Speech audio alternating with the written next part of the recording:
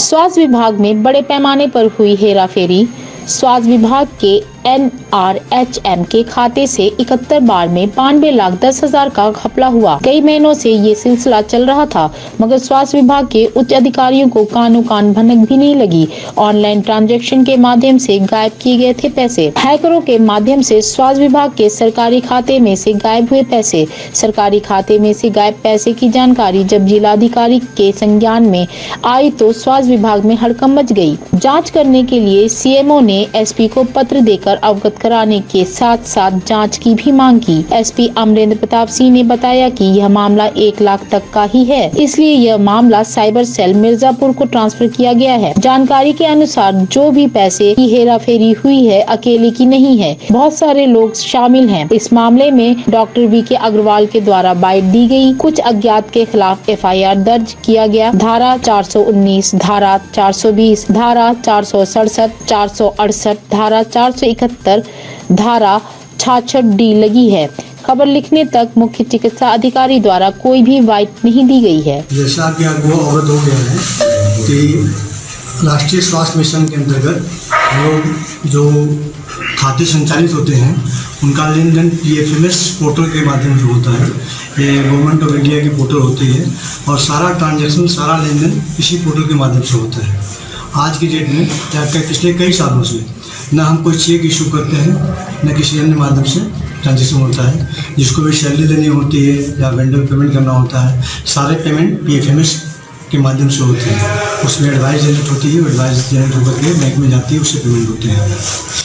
Sir ये कब से मतलब हुआ ये पूरा प्रोसेस कब से हुआ है? पिछले 25 जनवरी को जिला कार्यक्रम प्रबंधन इकाई जो यहाँ NHMD है, वहाँ बैंक स्टेटमेंट निकाल करके उसका VRS तैयार किया जा रहा था, जो एक रूटीन प्रक्रिया है। हर महीने या हर 3 महीने में एक प्रक्रिया दोहराई जाती है। तो स्टेटमेंट से मिलान किया जाता है कि कितने पैसे निकले और कितने खर्च हुए और बैलेंस हमारा कितना है। इस प्रक्रिया में ये प्रकाश में आया, वहाँ जिला अकाउंट मैनेजर हैं हमारे NHM ऑफिस में, उनके प्रकाश में आया कुछ ऐसे लेन देन, ऐसे ट्रांजेक्शन दिख रहे हैं जो विभाग द्वारा नहीं किए गए और बिल्कुल राउंड फिगर में थे। 1 लाख, 2 लाख, 3 लाख इस तरह के फिगर थे। तो वहाँ पे शक पैदा हुआ।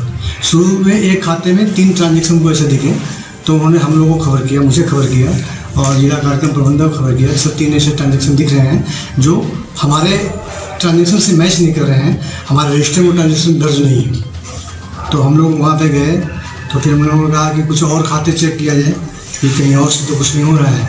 तो चेक किया गया तो देखा कि हमारे NHM के 4 खातों से कुल 71 लेन देन ट्रांजेक्शन से लगभग 92,10,000 रुपये का ट्रांजेक्शन हुआ है। 4 खाते से 4 खातों से 71 लेन देन, 71 ट्रांजेक्शन के द्वारा 92,10,000 रुपये का ट्रांजेक्शन हुआ है। कितने बार में ये बने ट्रांजेक्शन? 71 ट्रांजेक्शन। अच्छा, ये पीरियड क्या था सर? वो पहला ट्रांजेक्शन शायद अक्टूबर 16 को हुआ था। पहला ट्रांजेक्शन अक्टूबर 16 को हुआ था और जनवरी की डेट को लास्ट ट्रांजेक्शन था। 25 जनवरी को हम लोग ये प्रक्रिया कर रहे थे, तभी पकड़ में आया। तो सर जैसे आपने कहा कि महीना और 3-3 महीने में ये हम लोग देखते रहते हैं कितना खर्च हुआ है, तो ये ट्रांजेक्शन 2016 से अगर चल रहा था। 2016 से नहीं है, 16 अक्टूबर 2020 से। 2020 से जी 16 अक्टूबर 2020 को पहला ट्रांजेक्शन हुआ। नहीं तो वो तो किया, मान लीजिए 2020 में ही मान लीजिए वो क्या क्लियर नहीं पाए ये हमारे 2 ट्रांजेक्शन मैच नहीं कर रहे हैं या ऐसा है। क्योंकि उस बीच में मैचिंग के कार्रवाई नहीं हुई थी 2-3 महीनों में, जनवरी में हो रही थी। कुछ खातों में क्वार्टरली VRS मैच करते हैं और दुर्भाग्य से एक ऐसे खाते से ट्रांजेक्शन हुआ था जिसमें जिस खाते से हम लोग कोई बेनिफिशियरी को पेमेंट नहीं करते हैं, वो डिपार्टमेंटल प्रोग्राम्स को या ब्लॉक्स को उससे ट्रांसफ़र करते हैं। जो DHS का मेन खाता होता है उससे हम किसी बेनिफिशियरी को डायरेक्ट पेमेंट नहीं करते हैं, तो इसलिए वो समय से पकड़ में नहीं आ पाया सर। बाकी बात चीज़ें तो बाद में इंक्वायरी में समझ में आएगी। ये 4 खातों में किस खाते से कितनी बार ट्रांजेक्शन हुआ है? ये मैं आपको डिटेल बता दूंगा, ठीक है। वो ये FIR कॉपी भी आपको दे देंगे, तो उसमें डिटेल है। 4 खाते कुछ हम नहीं बता पाएंगे कैसे हुआ, इसके लिए साइबर क्राइम में FIR दर्ज की गई है और सक्षम स्तर पर इसकी जाँच पड़ताल होगी तो मामला खुलेगा कैसे हुआ, क्या हुआ। यहाँ पर हम इतना बता सकते हैं कि जो हम लोगों ने स्टेटमेंट चेक किया है बैंक का, तो अधिकतर खाते जहाँ जिस खातों में पैसा गया है वो खाते बिहार के भागलपुर ज़िला में, कुछ खाते आसाम के, कुछ खाते वेस्ट बंगाल के, और शायद एक खाता झारखंड का भी है, गोड्डा का। इस तरह ट्रांजेक्शन हुए हैं। हम लोगों ने बैंक में उसी दिन सारे खातों को फ्रीज करवा दिया है। हमारे खाते से भी सारे लेन देन बंद है, और जिन खातों में पैसा गया है उन खातों को भी फ्रीज करा दिया है। उन खातों से भी पैसा विड्रॉ नहीं हो सकेगा, विड्रॉ नहीं हुआ होगा तो जैसे आप फ्रीज हो गया आपका अकाउंट, तो आप सैलरी भी में दिक्कत में आ जाएगी। अभी दिक्कत है, अभी नहीं दे रहे हैं, लेकिन जब तक जांच की प्रक्रिया आगे नहीं बढ़ेगी तब तक सैलरी भी रुकी जाएगी। खाता किस डेट में सीज किया गया? हम लोगों ने बैंक को लिख करके बैंक स्तर से सीज कराया है। क्या आपका खाता कब सीज किया गया? 25 जनवरी को, उसी दिन जिस दिन माना 25 जनवरी को ही हम बैंक में खुद गए थे और वहाँ लिख करके दिया कि इन खातों से कोई लेन देन अब ना हो। तो इतने दिन तक मामला छिपाया क्यों गया? नहीं, छिपाया नहीं गया। ये FIR करने की प्रक्रिया में थी, और चूँकि साइबर क्राइम का मामला था, ये थाने से FIR नहीं हो पा रही थी, तो इसमें SP साहब को बताते हुए SP साहब ने पत्राचार किया IG को, शायद DGP को पत्राचार किया, वो मुझे नहीं पता है। और वहाँ से फिर रिवर्ट होते हुए साइबर क्राइम मिर्ज़ापुर के लिए हम लोग निर्देश मिला है कि आप वहाँ पर जाके FIR कराइए। तो परसों 9 तारीख को FIR कराई गई है, उसकी प्रति मिल रहा।